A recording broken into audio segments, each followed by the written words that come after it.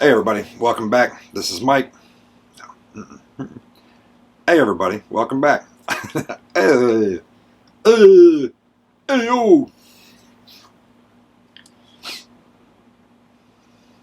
This here Mike. Yeah. So we're gonna talk about Baroness.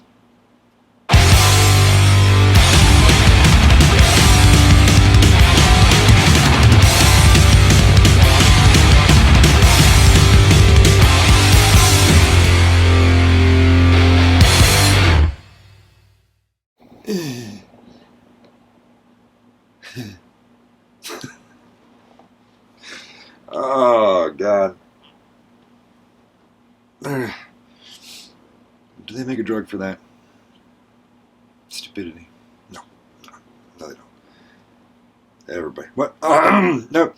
All right, everybody, let's get into it.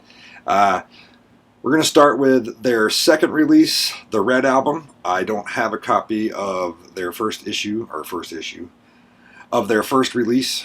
I think it's called First, honestly. Or it might just be called First in Retro. Doesn't matter. This is Red. At this point, the creative force are two guys, pretty much so mostly, the two guitar players, John Baisley, who's been the running constant in the band since the inception, and this album is Brian Blickle. Hopefully I said that correctly.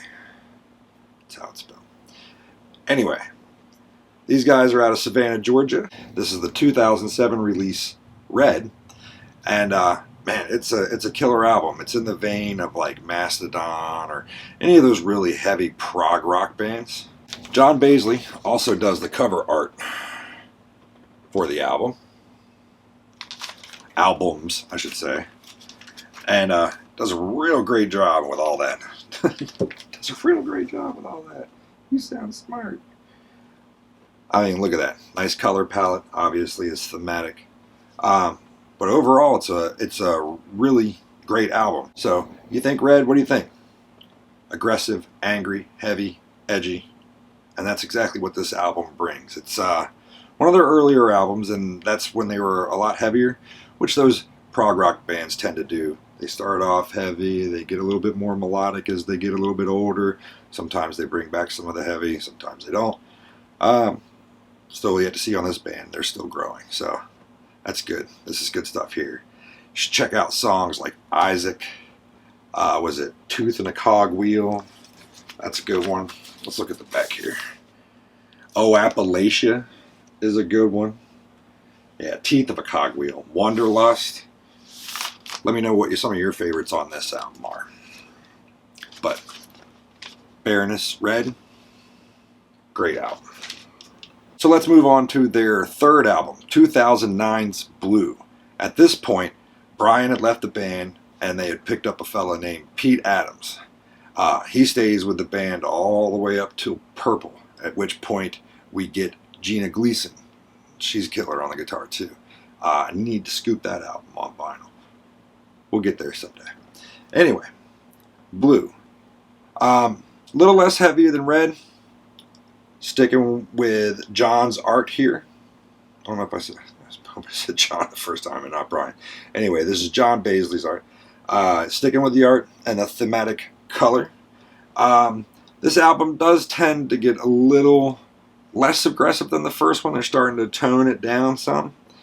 And bring in a lot more melodies, but that does not drop out any of the heaviness. What is it? Horse Called Golgotha. Man, the intro to that song, got that twin harmony. Awesome. Awesome. Heavy, heavy album. But let's take a look here at this one. Let's see the cover art there. And like I said, A Horse Called Golgotha on here is good. Any of the Bullheads, Psalm and Lament are very nice. But this was a great follow-up. Alright, let's get into their fourth and fifth album, double album release, Yellow and Green from 2012. I think Yellow got a little bit more airplay with the song Take My Bones Away.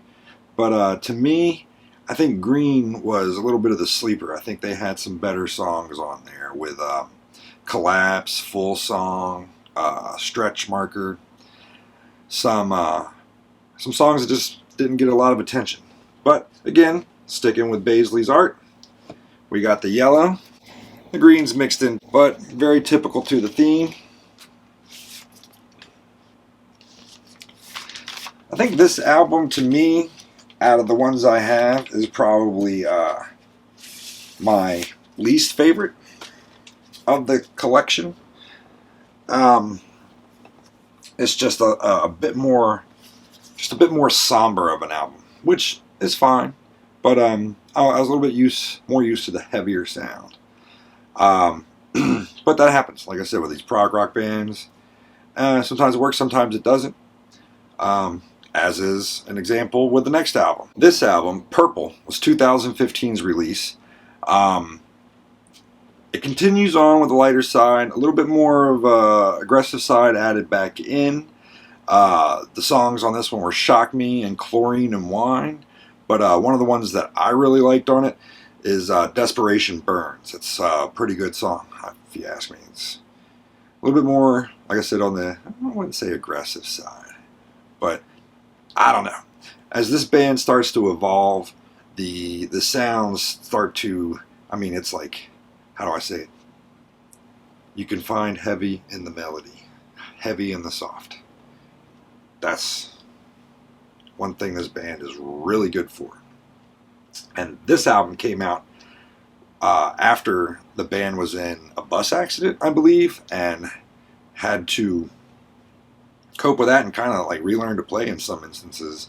A lot of physical therapy was involved. And like I said, after this album, Pete Adams left and Gina Gleason joined on for, was that Golden Gray? I need to get a copy of that. But again, sticking with his art as they do.